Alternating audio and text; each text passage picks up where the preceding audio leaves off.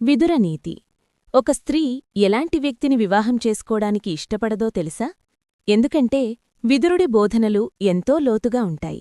అలాగే విదురుడు ఒక స్త్రీ ఎలాంటి వ్యక్తి భర్తగా పొందడానికి ఇష్టపడదో కూడా తెలియజేయడం జరిగింది. కాగా దాని గురించి ఇప్పుడు మనం తెలుసుకుందాం. విదురనీతి ప్రకారం ఎవరి సంతోషం వలన ఎవరికీ ప్రయోజనం ఉండదో, ఎవరి కోపం వ్యర్థమూ, ఎవరు ఎక్కువగా ఉపయోగపడరో అటువంటి వ్యక్తిని స్త్రీలు వివాహం చేసుకోడానికి అస్సలే ఇష్టపడరంట. ఒక స్త్రీ నపుంసకుడిని పెళ్లి చేసుకోడానికి ఎలాగైతే ఇష్టపడదో, ఒక వ్యక్తితో ఎలాంటి ప్రయోజనం లేదు అనిపించిన వ్యక్తిని ప్రజలు రాజుగా, స్త్రీ భర్తగా చేసుకోడానికి ఒప్పుకోరంట. అదేవిధంగా ఎటువంటి కారణం లేకుండా కోపం తెచ్చుకునే పురుషులను స్త్రీలు అస్సలే ఇష్టపడరంట. ఎందుకంటే వీరి కోపం కొన్నిసార్లు పెద్ద పెద్ద ప్రమాదాలకు దారితీసే ఛాన్సుంటుంది. అలాగే దూకుడు స్వభావం ఉన్న వ్యక్తిని కూడా ఒక స్త్రీ పెళ్లి చేసుకోవడానికి అస్సలే ఇష్టపడదు అని చెబుతున్నాడు విదురుడు.